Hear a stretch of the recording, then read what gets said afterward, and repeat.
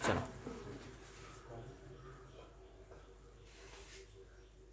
तो धार्मिक और सामाजिक सुधार आंदोलन में अभी तक हमने पढ़ा हिंदू धर्म में जो समाज सुधारक हुए, आर्य समाज, ब्रह्म समाज, प्रार्थना समाज, वेद समाज, रामकृष्ण मिशन, थियोसॉफिकल सोसाइटी, इन सभी को जो हमने पढ़ा, इसमें हमने देखा कि हिंदू धर्म की जो सभ्यता है, कुरीतियाँ हैं, इनमें कैसा समाज पर असर पड़ा, उन कुरीतियों का अंत कैसे हुआ, बाल विवाह, विधवा विवाह, विधवा का पुनर्विवाह, इन सभी के बारे में चर्चा किया। तो ऐसे ही मुस्लिम सुधार आंदोलन भी हुए, जिसमें पहला आंदोलन है अलीगढ़ आंदोलन। तो अलीगढ़ आंदोलन की बात करते हैं, मुस्लिम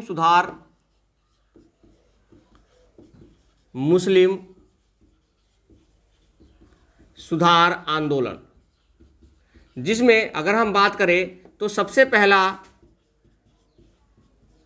अलीगढ़ आंदोलन है। सबसे पहला कौन सा आंदोलन है? किसी मुस्लिम द्वारा चलाया गया सबसे पहले अगर आंदोलन की बात करते हैं तो वो है अलीगढ़ आंदोलन।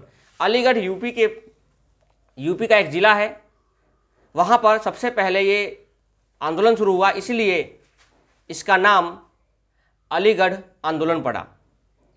इनका जन्म वैसे दिल्ली में हुआ, लेकिन किसी कारणवश उनको अलीगढ़ जाना पड़ा। महारानी विक्टोरिया का जो वर्षगांठ था, उनके अवसर पर उनको वहाँ जाना पड़ा, और वहीं जाकर अलीगढ़ में उन्होंने इस्लाम यानी मुस्लिम के लिए कुछ ना कुछ अच्छे कार्य किए। तो यहाँ से स्टार्ट होता है मुस्लिम आंदोलन की कहानी। आगे पढ़ेंगे, इन सभी चीज़ों के बारे में चर्चा करेंगे। तो हम सबसे पहले देखते हैं कि मुस्लिम सुधार आंदोलन में जो अलीगढ़ आंदोलन है, उसके प्रवर्तक कौन है? तो उसके प्रवर्तक कौन है? सर सैयद अहमद खां। इसके प्रवर्तक है सर सैयद अहमद खां, जिनका जन्म 17 अक्टूबर 1817 को दिल्ली में हुआ। ये अंग्रेजों के सरकारी नौकर थे, यानी अंग्रेजों की बात कर ले तो अंग्रेजों के कंपनी के अंदर एक नौकर थे जो न्यायिक पद पर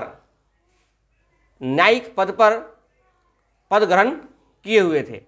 यानी जब 1857 की क्रांति में अगर पूछा जाए तो ये कौन से पद पे थे, तो ये न्यायिक पद पर थे। यानी 1857 की क्रांति के समय, 1857 की क्रांति के समय ये न्यायिक पद पर थे, और ये अंग्रेजों का बहुत सपोर्ट करते थे। हमेशा अंग्रेजों का ये क्या करते थे? खुलकर सपोर्ट करते थे। और ये अंग्रेजों यानी आधुनिक शिक्षा, अगर हमसे बात करें आधुनिक शिक्षा की बात करता है, तो उस समय की आधुनिक शिक्षा क्या थी? अंग्रेजी शिक्षा। तो ये अंग्रेजी शिक्षा का बहुत ज़्यादा समर्थन करते थे। सर सैयद अहमद खां अंग्रेजी शिक्षा का बहुत ज़्यादा समर्थन करते थे। तो इनकी विचारधारा भी अंग्रेजों के खिलाफ बहुत अच्छी थी। ये ब्रिटिश सत्ता के बिल्कुल खिलाफ नहीं थे। जैसे हम 1857 की क्रांति देखें तो बहुत सारे मुस्लिम और हिंदू लोग अपने अपने उद्देश्य के लिए लड़ रहे थे, अपने अपने उद्देश्य के लिए लड़ रहे थे। तो ये कह रहे थे, इनका जो विचारधारा था ये कि भाई आप लड़ो नहीं, आप अंग्रेजों का साथ दो, आप अंग्रेजों का साथ दो। तो इन्होंने विफलता पे निष्कर्ष भी निकाला था। 1857 की जो क्रांति विफल हुई थी, उस पर इन्होंने विफलता पर कुछ निष्कर्ष भी निकाला। उन्होंने कहा कि अंग्रेजी सत्ता का विरोध आपको नहीं करना है, क्योंकि अंग्रेज किसी का बुरा नहीं चाहती है। उन्होंने ऐसे शब्द भी कहे। उन्होंने एक किताब भी लिखी है इनके खिलाफ, इनके ऊपर। वो किताब भी एग्जाम में पूछा जाता है। और उन्होंने कहा कि अंग्रेजी सत्ता में रहते हुए भी मुस्लिम में सुधार हो सकता है, मुस्लिम समाज है उसमें सुधार हो सकता है। यानी ये आधुनिक शिक्षा के सपोर्ट के साथ साथ ये कहते थे कि जो मुस्लिम समाज है, जो मुस्लिम समाज है उसमें भी सुधार हो सकता है। कहाँ पे? क्या आंदोलन करके? नहीं, अंग्रेजों के साथ सत्ता में रह के भी आप या मुस्लिम समाज सुधार कर सकती है। ये ऐसे मानते थे, इनकी एक विचारधारा थी। और ये चाहते थे कि जब मुस्लिम समाज आधुनिक शिक्षा को पढ़ेगी, किसको, यानी आधुनिक शिक्षा का मतलब फिर से क्या हो गया, अंग्रेजी, यानी अगर वो आधुनिक शिक्षा को पढ़ती है या पढ़ते हैं तो सरकारी नौकरी में, किस नौकरी में, सरकारी नौकरी में उनकी भागीदारी बढ़ेगी, सरकारी नौकरी में उनकी भागीदारी। भाई आप बताएं, अगर अंग्रेज थे, अगर अंग्रेजों की सत्ता में अगर हमें काम करना है, अंग्रेजों की सत्ता में अगर हमें काम करना है, तो आप बताओ क्या बिना अंग्रेजी के क्या आप वहां पर रिलायबल हो सकते हो? जैसे मान लो अभी आपको साउथ के स्टेट में, दक्षिण भारत में आपको बोल दिया जाए कि दक्षिण भारत का कोई उसी राज्य का पुलिस का एग्जाम है, तो आप क्या वहां का भाषा जानते हैं? नहीं, यानी आपको वहां पर नौकरी तो मिल जाएगी लेकिन आप वहां का भाषा नहीं जानते, तो आप वहां पर रिलायबल नहीं हो सकते। तो सर सैयद अहमद का चाहते थे कि जो मुस्लिम लोग हैं ना, या मुस्लिम समाज के लोग हैं, वो क्या, कौन शिक्षा ग्रहण करें, अंग्रेजी शिक्षा ग्रहण करें, ताकि जिस तरीके से मैंने सरकारी नौकरी में अपना पद ग्रहण किया है, ऐसे ही मुस्लिम समाज के लोग भी इस जगह पे भागीदारी अपना ले। और उन्होंने मुस्लिम समाज में हुए बहुत सारे बुराइयों का भी अंत किया है। तो ये इनकी विचारधारा थी कि ये अंग्रेजों का बहुत सपोर्ट करते थे। ये किसका सपोर्ट करते थे? और आपको पता है कि चाहे कोई भी समाज हो, कोई भी धर्म हो, उसमें दो लोगों का शामिल होना उसके बंटवारे का कारण होता है। तो आगे चल के भी इसमें बंटवारा शुरू हो जाएगा, क्योंकि कोई अंग्रेजी शिक्षा को समर्थन करेगा और कोई ऐसा होगा जो अंग्रेजी शिक्षा को समर्थन बिल्कुल नहीं करेगा। तो इसीलिए राष्ट्रीय कांग्रेस आंदोलन भी इससे संबंधित होगा, यह ध्यान रखना है आपको। अगला आता है इनके कुछ कार्य। तो 1857 की क्रांति की एक इनकी पुस्तक है, पुस्तक का नाम लिखो पहले, असबाब ए बगावत ए हिंद, मैंने लिखवाया था असबाब। इनकी पुस्तक पूछा जाता है एग्जाम में कि सर सैयद अहमद खान द्वारा लिखी गई पुस्तक का नाम क्या है? असबाब। पुस्तक का नाम है असबाब, असबाब ए बगावत ए हिंद, असबाब ए बगावत ए हिंद। बगावत मतलब क्या होता है? क्रांति। तो बगावत कैसा वर्ड है? एक मुस्लिम, यानी एक उर्दू का वर्ड है, आप समझ सकते हो बगावत कैसा है? मुस्लिम वर्ड है।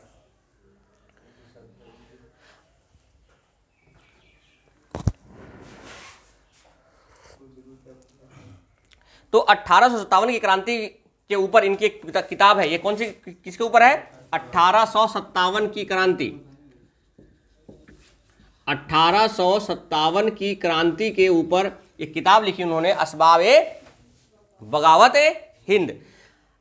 1864 में ये गाजीपुर में साइंटिफिक सोसाइटी की स्थापना की। 1864 में गाजीपुर कहाँ है? यूपी में।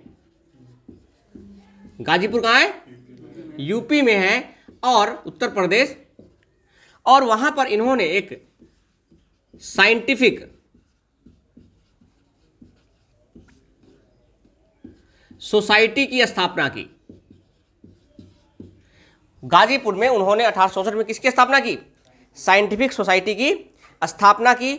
और 1875 और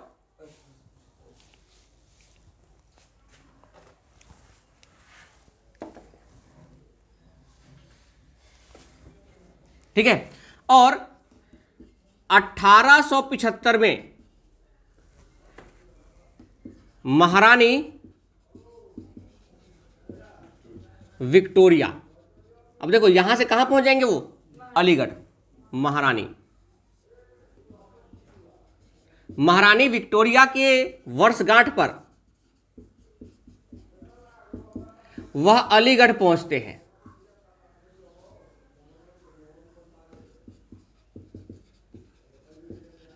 और वहां पर एक स्कूल की स्थापना करते हैं। वहां पर एक अलीगढ़ स्कूल की स्थापना करते हैं। किसकी?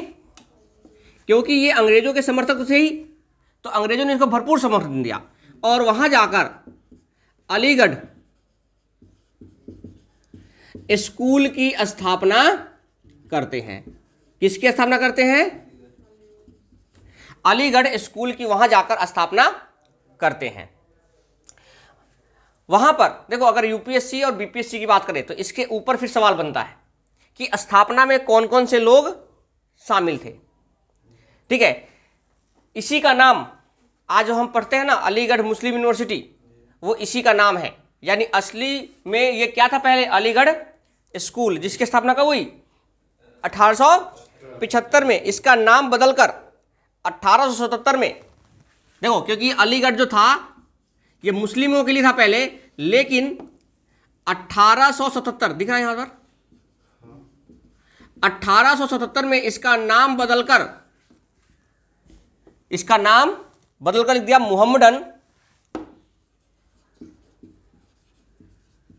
मुहम्मडन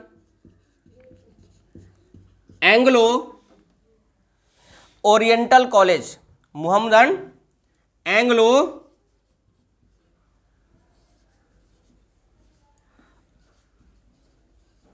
ओरिएंटल कॉलेज। तो इन्होंने इसका नाम डालकर उसका नाम बदल दिया 1877 में, क्या? Muhammadan Anglo oriental college. अब देखो, मुहम्मदन एंग्लो का मतलब क्या होगा? पहले इसमें केवल और केवल उर्दू की शिक्षा मिलती थी, लेकिन 1877 होते होते उसमें एंग्लो का मतलब अंग्रेजी शिक्षा भी शामिल हो गया। यानी अंग्रेजों ने उसमें अंग्रेजी शिक्षा भी शामिल कर दिया। अब बताओ, जब अंग्रेजी शिक्षा शामिल करेंगे तो कोई ना कोई तो सपोर्ट करेगा, कोई ना कोई तो जमीन देगा उस चीज के लिए, है ना? तो किस किसने वहां पर सपोर्ट किया? तो लिखो, पहले लिखो जमीन किसने दिया। भाई स्कूल बनेगा तो जमीन कोई ना कोई देगा। लिखो जमीन।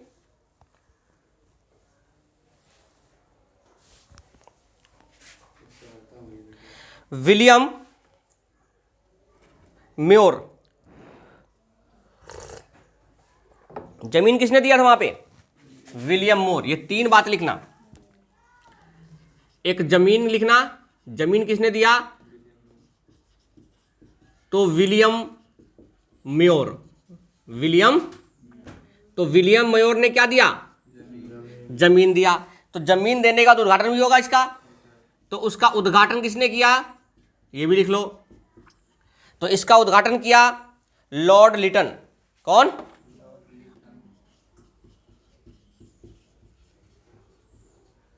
लॉर्ड, यानी जमीन दिया विलियम म्योर ने, उद्घाटन किसने किया? और अगर स्कूल या कॉलेज बनेगा तो प्रिंसिपल भी होगा। तो पहले प्रिंसिपल कौन थे ये भी पूछा जाता है यूपीएससी में। बीपीएससी यूपीएससी में अगर बात करें, दरोगा की बात करें, तो ये सवाल भी इंपॉर्टेंट है। तो प्रिंसिपल कौन थे? लिखो प्रिंसिपल का नाम। उनका नाम था थियोडर बैंक। हाँ, थियोडर बैंक। यानी ये तीन नाम आपके लिए बहुत इंपॉर्टेंट है कि अलीगढ़ मुस्लिम यूनिवर्सिटी धीरे धीरे अग्रसर की ओर है। सबसे पहले क्या बना उसका? अलीगढ़ स्कूल बना, लेकिन 1870 में अंग्रेजों ने इसको नाम क्या बदल दिया? Muhammadan Anglo oriental college. और 1920 आते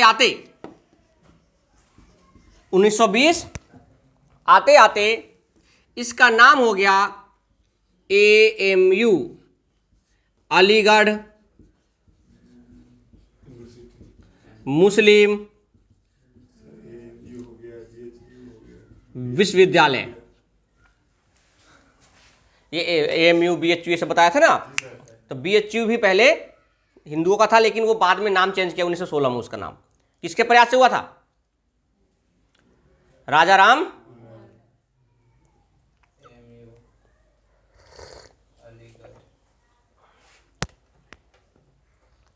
मोहन है वो तो, नहीं राजा राम मोहन नहीं थे, वो तो उसके थे। अरे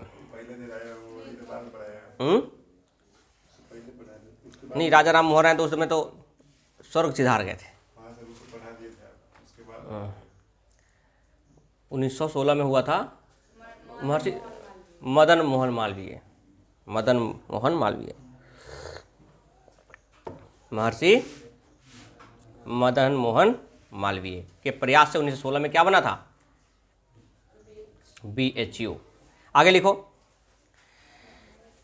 उन्होंने एक कथन कहा था, किसने? सर सैयद अहमद खान ने कथन कहा था। ये कथन यूपीएससी में 3 से 4 बार पूछा गया है कि ये कथन किसके द्वारा कहा गया था। लिख लिया सबने?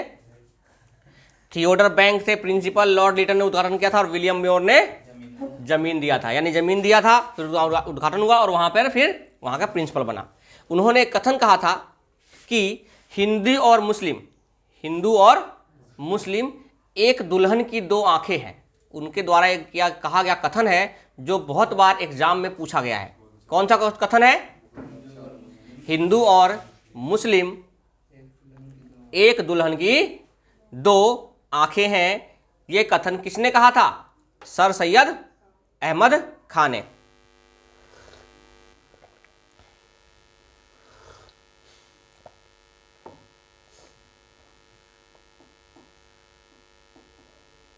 और जब 1885 में भारतीय राष्ट्रीय कांग्रेस की स्थापना होती है तो इसका बहुत विरोध करते हैं। पूछा जाता है कि राष्ट्रीय कांग्रेस के विरोधी कौन है? देखो, कांग्रेस की स्थापना एक किया गया चाल समझ लो, एक चाल है, अंग्रेजों का चाल था। उसमें भारतीयों को अपना लाभ दिख रहा था और अंग्रेजों को अपना लाभ दिख रहा था। इसलिए उस स्थापना में कौन शामिल होते हैं? अंग्रेज, एओ ह्यूम। ठीक है, जो अंग्रेजी सेना का पहले अंग्रेजी अधिकारी था। एक पहले क्या था वो? आगे अंग्रेज अधिकारी था वो। और अंग्रेज अधिकारी होने का मतलब है अंग्रेजों को लगा कि ये मेरी बात मानेगा। उधर से ये भारतीयों का बहुत ज़्यादा सपोर्ट करते थे, क्योंकि ये बहुत सारे पत्र पत्रिकाओं में भारत की दशा को व्याख्या करते थे कि भारत की दशा क्या है। तो अंग्रेजों के ऊपर प्रभाव पड़ता था। तो ये भारतीयों की तरफ से भी दिल जीत चुके थे और अंग्रेज अधिकारी थे, तो दोनों के लगा कि हाँ भाई ये अब जो स्थापना है ये होना चाहिए। लेकिन इसका विरोध किसने किया था? तो लिखो, भारतीय, पहले कांग्रेस नाम नहीं था, भारतीय राष्ट्रीय कांग्रेस का सैयद जी ने, सर सैयद अहमद खान ने क्या किया? इसका खुलकर विरोध किया।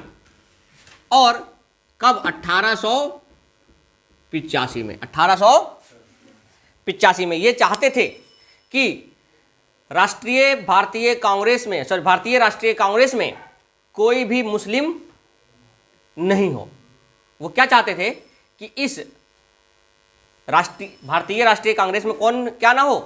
कोई भी मुस्लिम नहीं हो। इसलिए इसका बहुत ज़्यादा विरोध करते थे। और विरोध करते थे तो अब देखो, कांग्रेस की स्थापना जब हुई थी ना, तो आपने पढ़ा होगा या सुना भी होगा कि उसकी जो अधिवेशन होते थे हर साल होते थे और हर जगह पे अलग अलग लोगों को अलग अलग जगहों पे होते थे। पहली बात देखो, भारतीय राष्ट्रीय कांग्रेस की स्थापना एक सोची समझी गई चाल थी। और हम आगे ये भी पढ़ेंगे कि भारतीय राष्ट्रीय कांग्रेस में कौन सी चीज़ यानी कितने लोग शामिल हुए थे, कौन से लोग कहाँ थे। कुछ चीज़ें हमें याद नहीं करना, हमें वहाँ समझना है। ठीक है, जैसे कि अभी मैं समझाने वाला हूँ कि अगर वो मुस्लिम के सपोर्टर नहीं थे, विरोध कर रहे थे, तो राष्ट्रीय कांग्रेस ने क्या करा? सबसे पहले आते ही पहले क्यों इसका जो अध्यक्ष होते थे वो मुस्लिम होते थे, वो अंग्रेज होते थे। कौन होते थे अध्यक्ष इसके? तो पहला अध्यक्ष कौन है? एओ ह्यूम, है ना। तो वो अंग्रेज होते थे पहले अध्यक्ष उनके। लेकिन जब ये विरोध कर रहे थे तो उन्होंने भी बहुत चालाकी समझा और 1887 में 1800 मद्रास में एक अधिवेशन हुआ। किसका? कांग्रेस का। ये ध्यान रखना, पूछा जाता है। मद्रास में अधिवेशन होता है और वहां बनते हैं बदरुद्दीन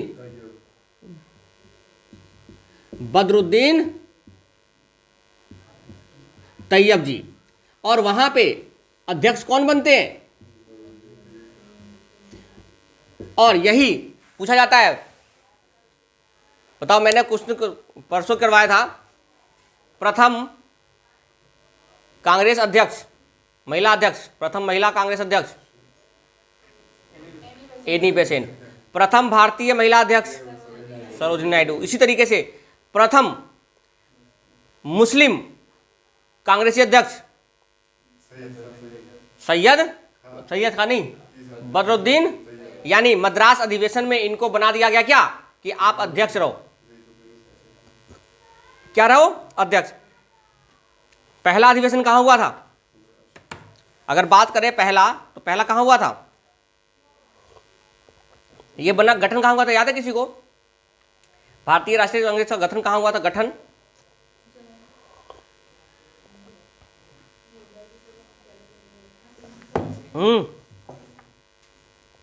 बताओ।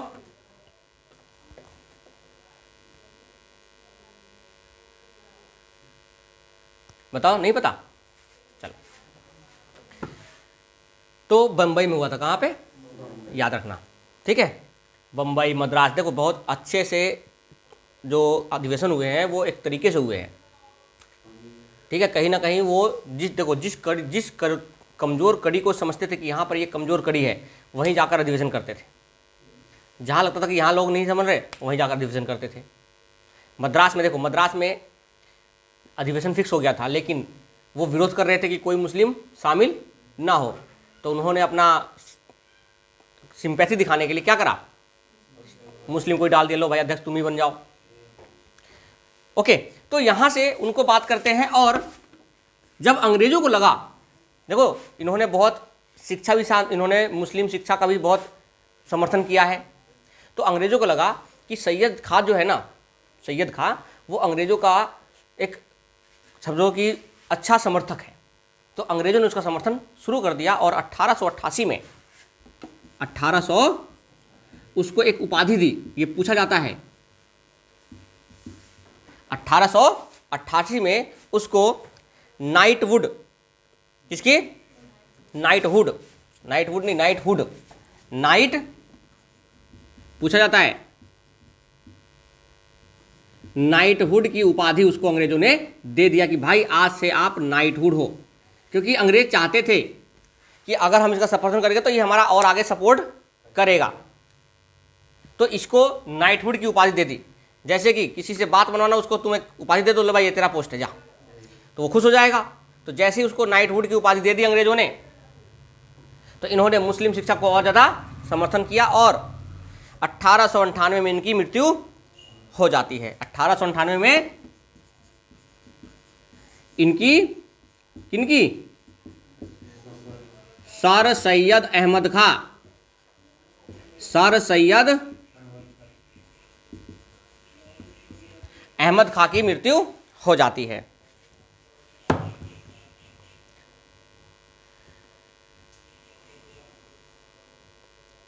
इनकी दो और कार्य है, आप समझ सकते हो, जैसे कि एक है पीरी मुरुदी, एक पीरी मुरीदी। तो पीरी मुरीदी क्या है समझाते हैं। पीरी मुरीदी का मतलब होता है पीर, आप पीर समझते हो? तो एक पीर हुआ करते थे, और मुरीद का मतलब होता है पीर के अंदर जो सेवक होते थे। मुरीदी का मतलब क्या होता है, ठीक है, मुरीदी का मतलब होता है सेवक। तो जो पीर हुआ करते थे पहले, वो सेवक, जैसे मान लो आज कोई गुरु है, आचार्य है, उनका कोई ना कोई सेवक होंगे, तो आचार्य का सेवक है। इस तरीके से मान लो कि पीर का एक सेवक हुआ करते थे। तो उन्होंने क्या करा, धीरे धीरे इस चीज़ का ट्रेंड बदल दिया और सेवक को दास बना दिया। देखो सेवक और दास में फर्क होता है कि नहीं होता है? सेवक और दास में फर्क होता है कि नहीं होता है? सेवक मतलब कि अपने मन से, अपनी इच्छा से सेवा करने वाला, दास का मतलब उनके मन से इच्छा से काम करने वाला। सेवक का मतलब अपने मन से और दास का मतलब उनके मन से। तो उन्होंने सेवक को ही दास बनाना शुरू कर दिया, जिनका इन्होंने सर सैयद अहमद खान ने बहुत ज़्यादा विरोध किया। क्या किया इन्होंने? तो एक तो ये ध्यान रखना है, पीरी मुरीदी का, जिन्होंने क्या करा था, विरोध, यानी कह लो कि मुसलमानों में यानी इस्लाम धर्म में, मुस्लिम धर्म में अगर बात करें तो पीर मुरीदी जो था एक दास प्रथा था। जैसे हिंदू धर्म में दास प्रथा थे, इसी तरीके से वहां पे क्या थे, पीरी मुरीदी, वहां के दास प्रथा को कहा जाता था। ये समझ लो आप, जो अपने सेवकों को ही क्या बना दिया, दास बना दिए।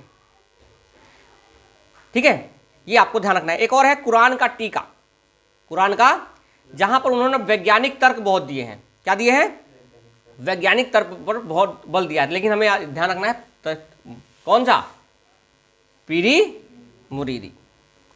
ठीक है, ये आता है आपका कौन सा आंदोलन, मुस्लिम सुधार आंदोलन में अलीगढ़ आंदोलन। यानी देखो आंदोलन तो हुआ नहीं, लेकिन अलीगढ़ में कुछ ऐसी घटनाएं घटी जिसके लिए वहां पर इसको कहा जाता है अलीगढ़ आंदोलन। तो पूछा जाता है कि अलीगढ़ आंदोलन के प्रवर्तक कौन है, जो आंसर पूछा जाएगा। नाइटहुड की उपाधि किसने दी थी, किसने कांग्रेस की विरोध किया था, कांग्रेस का विरोध किया था, पहले मुस्लिम अध्यक्ष कौन थे कांग्रेस के। ये सारे सवाल आपके बनेंगे वहां पे। ठीक है, मुस्लिम लीग की स्थापना हो, अलीगढ़ मुस्लिम यूनिवर्सिटी, अलीगढ़ मुस्लिम यूनिवर्सिटी विश्वविद्यालय की स्थापना कब हुई थी, 1920 में हुई थी। लेकिन उसका पहले नाम क्या था, तो मोहम्मदन एंग्लो ओरिएंटल कॉलेज। उससे पहले क्या नाम था, अलीगढ़ स्कूल। ये सारी चीजें आपको ध्यान होना चाहिए। अब आता है, दो नाम और लिखो, अहमदिया आंदोलन और देवबंद आंदोलन। लिखो दो हेडिंग और, अहमदिया और देवबंद।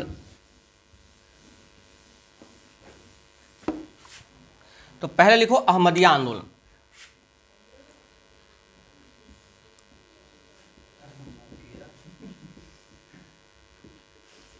आंदोलन देखो नाम से पता चल रहा है अहमदिया आंदोलन, नाम से क्या पता चल रहा है, अहमदिया। तो इसके प्रवर्तक कौन होंगे, कहीं ना कहीं अहमद नाम का होगा।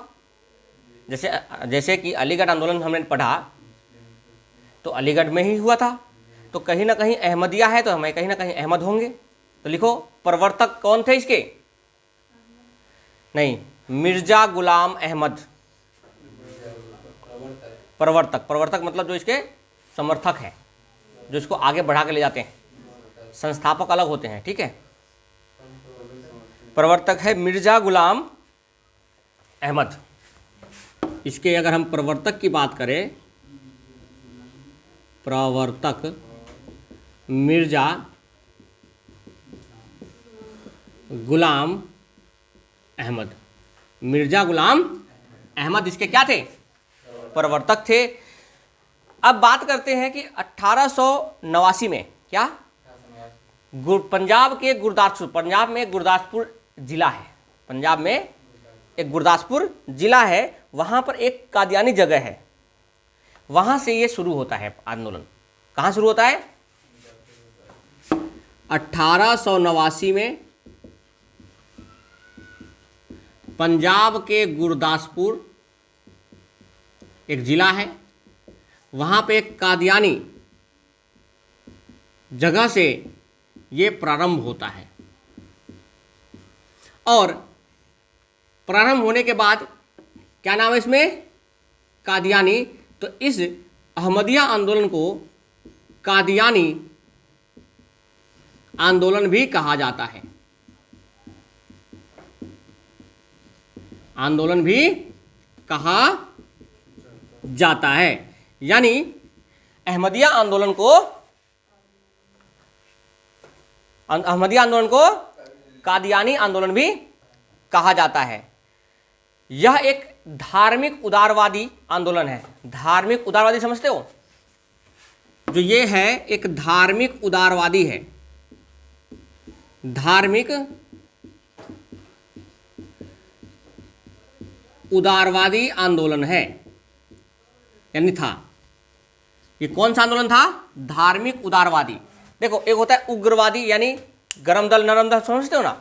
उदारवादी का मतलब होता है नम्र या नरम, बिल्कुल नरम स्वभाव का, बिल्कुल सॉफ्ट नेचर का। तो इन्होंने कोई हिंसा विंसा नहीं किया कि हिंसा कर दिया, उग्रवादी थे, नहीं। इन्होंने बहुत धर्म मतलब कि बहुत उदार होकर इन्होंने चीज़ों को आंदोलन किया। तो ये कैसे थे? धार्मिक उदारवादी आंदोलन के समर्थक थे। अब बात करते हैं कि सर सैयद अहमद खां उदारवादी तो थे, तो ये उदारवादी क्यों बने थे? तो इसके पीछे कुछ कारण थे, तो लिख लो कुछ कारण। ये स्वयं को, इसको स्वयं को ईश्वर का अवतार बताते थे। स्वयं को ईश्वर का अवतार। पता कौन से ईश्वर का? कृष्ण का। कहते थे कि मैं कृष्ण का क्या हूं? अवतार हूं। तो हिंदू धर्म में भी आ गई। फिर ये कहते थे ये मैं पैगंबर, क्या स्वयं को पैगंबर साहब के समक्ष समझते थे।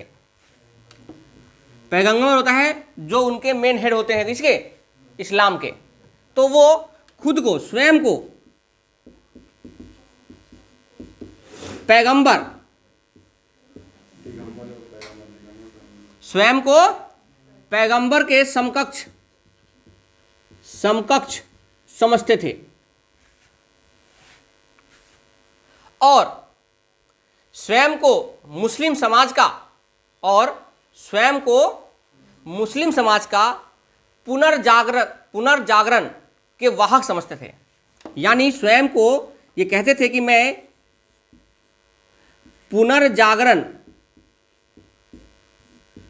के वाहक, यानी जो मुस्लिम समाज में जो पुनर्जागरण हो रहा है, यानी मुस्लिम समाज जो आगे खड़ी हो रही है अब चीज़ों किसी चीज़ के लिए, उसके वाहक कौन है? मैं हूँ।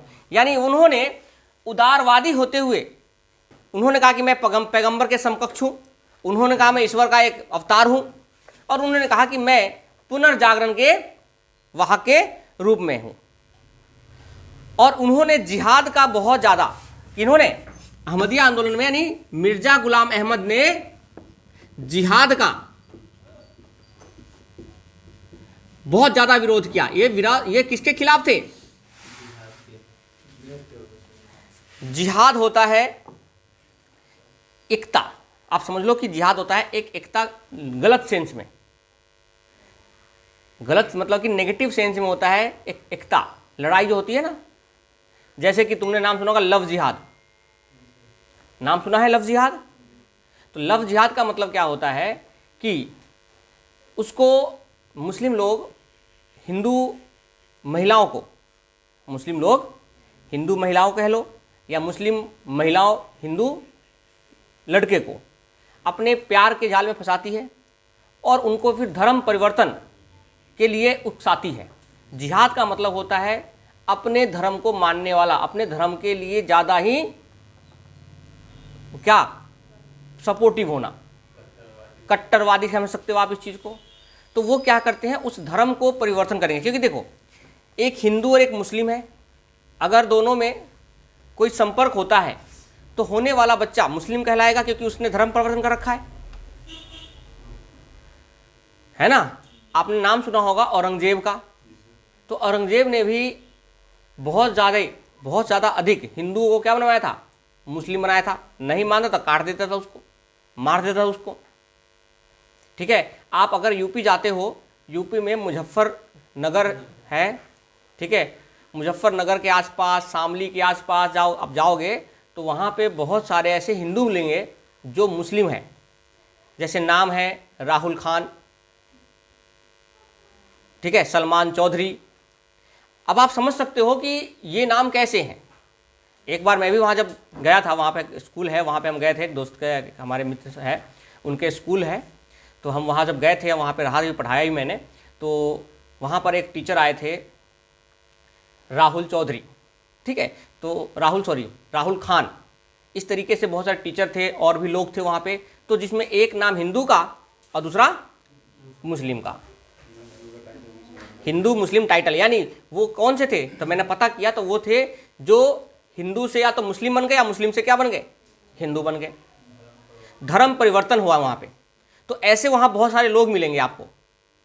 तो कहने के मतलब ये है कि वो जिहाद के क्या थे? खिलाफ थे। कौन? मिर्जा गुलाम अहमद। अब जिहाद का मतलब समझ में आ गया कि जो किसी भी चीज़ के कट्टरवादी हो, धर्म परिवर्तन का ज़्यादा सपोर्ट करते, धर्म परिवर्तन के बहुत विरोधी थे ये। और इन्होंने एक पुस्तक लिखी, उस पुस्तक का नाम है, लिखो, बहरीन ए अहमदिया, बहरीन ए अहमदिया, पुस्तक का नाम है बहरीन ए अहमदिया। तो इनकी पुस्तक थी। तो कादियानी आंदोलन में ज़्यादा नहीं, इन्होंने खुद को पैगंबर बताया, ये जिहाद के खिलाफ थे, ये ईश्वर का अवतार बताया, इन्होंने पुनर्जागरण का वाहक बताया, और इसकी शुरुआत होती है कादियानी में, इसलिए इसको कादियानी आंदोलन भी कहा जाता है। तो ये मुस्लिम आंदोलन, मुस्लिम सुधार आंदोलन में एक आंदोलन था, कौन सा? अहमदिया आंदोलन या कादियानी आंदोलन। अगला लिखो, देवबंद आंदोलन। देवबंद फिर से एक जगह है, सहारनपुर, यूपी के पास एक जगह है सहारनपुर, का नाम सुना है? देवबंद, देवबंद, देवबंद, देवबंद आंदोलन, देव आंदोलन।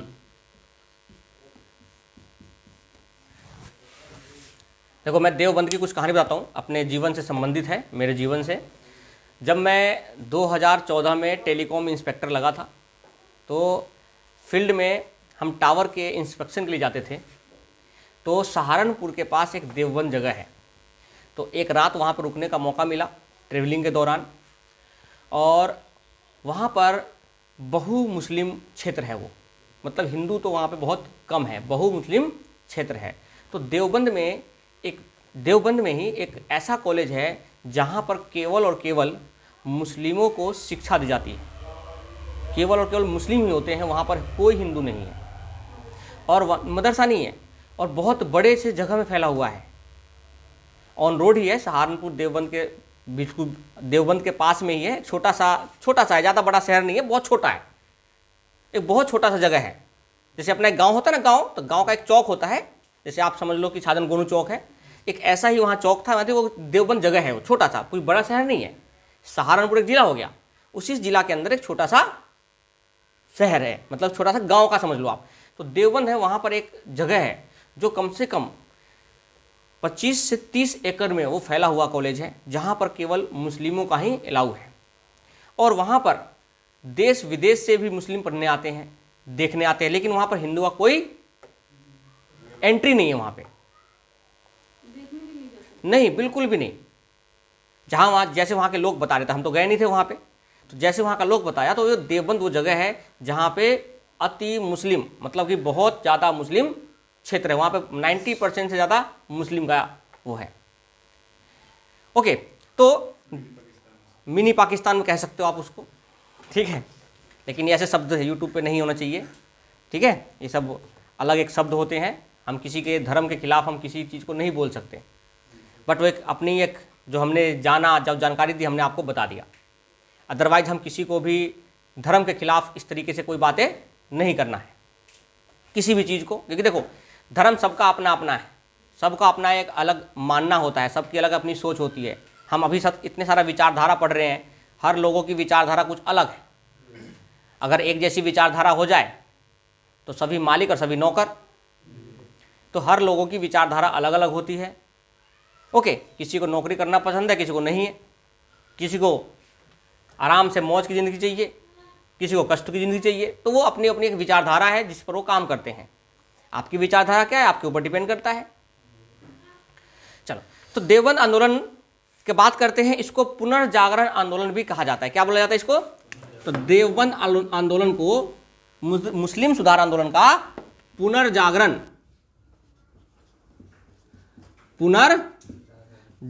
आंदोलन भी कहा जाता है, पुनर्जागरण आंदोलन भी कहा जाता है।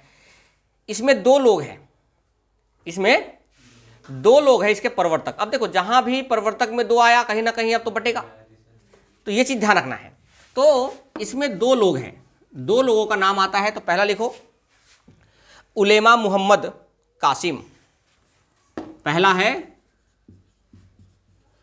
उलेमा मोहम्मद कासिम। और दूसरा राशिद अहमद गंगोही। राशिद अहमद गंगोही। देखो ये मैं इसलिए पढ़ा रहा हूँ आपको, मुझे पता है कि आपके छोटे मोटे एग्जाम में नहीं आने वाला है, लेकिन फिर भी अगर हम बीपीएससी दरोगा या आगे की तैयारी करना चाहते हैं और जिस तरीके से जीके का लेवल बढ़ रहा है, तो आप ये समझ के चले कि आपके लिए वो क्वेश्चन कहीं अति आवश्यक होंगे। ठीक है, इसलिए मैं इन चीज़ों को पढ़ा के चलूँ ताकि आप कम से कम नाम सुने रहोगे ना, तो कम से कम एक ऑप्शन में हमारे साथ वो रहेगा कि हाँ भाई हमने कहीं पढ़ा है, हमने कहीं नाम सुना हुआ है। अगर आप नाम ही नहीं सुन रहोगे देवबंद का और पूछ लिया देवबंद, जैसे अभी हम क्वेश्चन प्रैक्टिस करेंगे तो उसमें देवबंद आंदोलन के संबंधित कुछ बातें हैं, ठीक है, तो वहां पर हम उन चीज़ों को देखेंगे। तो कहने का मतलब क्या है कि जब ये नाम सुने रहते हैं तो हमारे बीच वो जब पेपर में बैठते हो तो एक कहीं ना कहीं आपके बीच एक माइंड में घूमता रहता वो चीज़ें, उसका डाटा। तो ये चीज़ें इसलिए पढ़ा रहा हूँ ताकि आपके जो डाटा है वो दिमाग में बैठता रहे। जैसे अब सैयद अहमद खां का नाम सुने थे, आपने सुना था? नहीं सुना थे, कभी सुना होगा लेकिन पेपर में आकर तो नहीं कर पाओगे। लेकिन अब ये इतना पता चल गया कि सर सैयद अहमद खां किसके थे? अलीगढ़ आंदोलन, अलीगढ़ आंदोलन के प्रवर्तक थे। अब ए मुस्लिम का नाम जोड़ दो, अलीगढ़ मुस्लिम यूनिवर्सिटी का नाम जोड़ दो, तो आपको सारी कहानियां वो दिमाग में फिट हो जाएगा। तो ऐसे ही वहां जो देवबंद आंदोलन है वो भी कहीं ना कहीं संबंधित होगा। तो ये नाम सुने रहना है बस आपको, उलेमा मोहम्मद कासिम और राशिद अहमद। इनका उद्देश्य था, देखो जो अहमदिया आंदोलन था वो अंग्रेजी समर्थक था। किसका? वो अंग्रेजों का समर्थन ज्यादा किया करता था, लेकिन ये कुरान की शिक्षा की ओर ज्यादा विश्वास करता था। कुरान क्या होता है? उनका पवित्र किताब, एक तरह से ग्रंथ उनको, जैसे हमारा महाभारत रामायण है, ठीक है, गीता है, इस तरीके से क्या है वहां पे? कुरान है। तो वो कुरान की शिक्षा को ज्यादा महत्व देते थे। कौन? देवबंद आंदोलन वाले, जो ये दोनों प्रवर्तक थे, ये कुरान को अधिक, कुरान की शिक्षा को महत्व देते थे। ये कहते थे कि कुरान आप पढ़ो, कुरान पढ़ने से आपका भला होगा। आपका जो उर्दू, जैसे अपने संस्कृत लिखा होता है किसमें? गीता में। तो हिंदी तो अनुवाद करके लिखा गया, आप पहले संस्कृत है पूरा उसका, ठीक है। अंग्रेजी शिक्षा का ये विरोध करते थे। देखो एक समर्थक है, दूसरा क्या कर रहे हैं? यानी अंग्रेजी शिक्षा का विरोध करते थे। अंग्रेजी शिक्षा का क्या करते थे? विरोध करते थे। और इन्होंने एक स्थापना किया, पेपर में पूछा जाता है इस स्थापना का, और दारुल उल्म लिखो, दारुल उल्म की स्थापना की इन्होंने। दारुल उल्म, ये दारुल उल्म होता क्या है पहले इसके बारे में समझ लो, ताकि आपको नाम याद रहेगा तो चीजें समझोगे आप। देखो जितने भी उर्दू शब्द होते हैं वो किसी ना किसी तरीके से संबंधित होते हैं उर्दू से। जैसे कि दारुल उल्म का मतलब होता है उन्होंने धर्म की शिक्षा को ज़्यादा ध्यान दिया। किसके? आप बताओ, मुस्लिम समुदाय में जो धर्म की शिक्षा दी जाती है वो कहाँ दी जाती है? स्कूलों में, मदरसा में। यानी जो दारुल उल्म है ना, वो मदरसा का सबसे हेड है, यानी सबसे उच्च जो स्थान है वो किसका है? दारुल उल्म है। यानी इसी के अंदर बहुत सारे मदरसे चलाए जाते हैं। तो दारुल उल्म क्या है? धर्म शिक्षा, यानी जो उनका धर्म है उनकी शिक्षा का सबसे बड़ा जो ऊंचा स्तर है वो क्या है? दारुल उल्म है। तो इनकी स्थापना की इन्होंने। मदरसा, जैसे जब मदरसा चलाए जाते हैं ना, तो उन चीज़ों के शिक्षा के लिए जो मदरसे चलाए गए, खोले गए, तो वो दारुल उल्म के सहयोग से खोले गए। यानी ये सबसे उच्च है इनकी तरफ से, समझ लो आप, ठीक है। आगे लिखो, बताओ जो सर सैयद अहमद खां थे वो विरोधी थे कांग्रेस के कि समर्थक थे? कांग्रेस के। लेकिन जो देवबंद आंदोलन वाले हैं ये कांग्रेस के समर्थक है। लिख लो। तो ये कांग्रेस के क्या है? भारतीय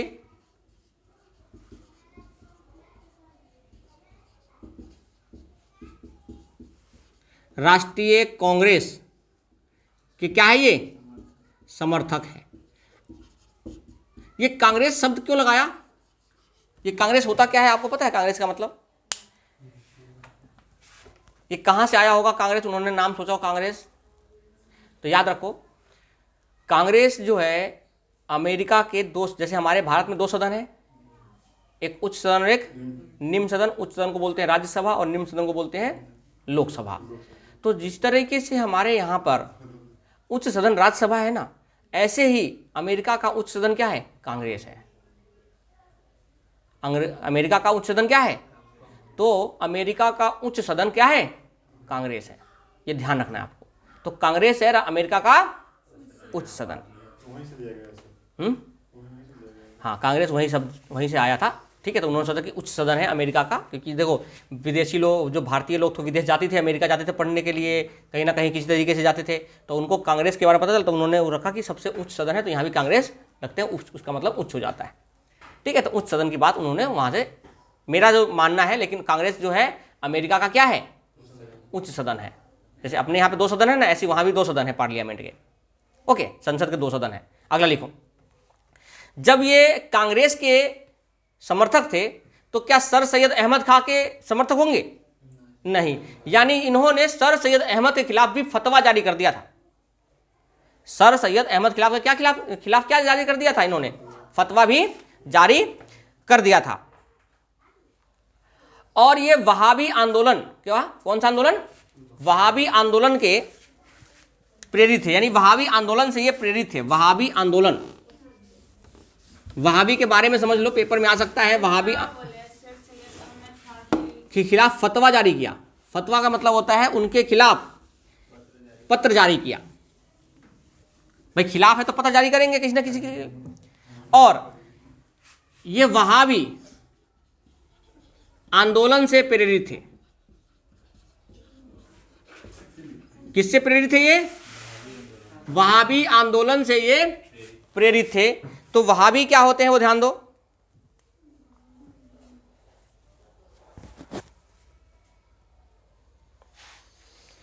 सैयद अहमद बरेलवी, सैयद अहमद मक्का गए और वहां से मक्का में एक जगह है, एक लोग है अब्दुल वहाब से प्रेरित हुए। वहाबी आंदोलन का मतलब क्या होता है ध्यान दो। जो सैयद अहमद है ना, अहमद, वो मक्का गए थे और मक्का में वो एक व्यक्ति से मिले थे जिनका नाम है अब्दुल वहाब। क्या नाम है? अब्दुल वहाब। तो मक्का में वो एक आदमी से मिले, अब्दुल वहाब, और उन्होंने अब्दुल वहाब से प्रेरित होकर उन्होंने दारुल, अभी बताया था दारुल उल्म क्या था? शिक्षा का था। तो वो प्रेरित होकर दारुल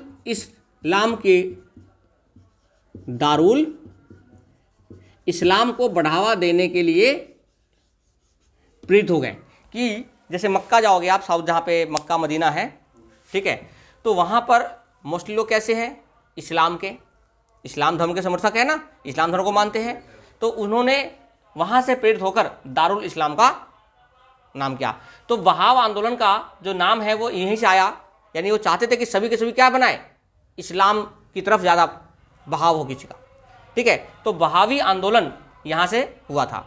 तो वहाबी आंदोलन अब्दुल वहाब के नाम के ऊपर ये आता है, वहाबी आंदोलन, जो दारुल इस्लाम को ज़्यादा समर्थक किया करते थे। और ये अंग्रेजी शिक्षा के तो समर्थक थे ही, ठीक है। ये आपका यहाँ पर ख़त्म होता है आपका मुस्लिम सुधार आंदोलन। अगली कक्षा में फिर मिलते हैं हम।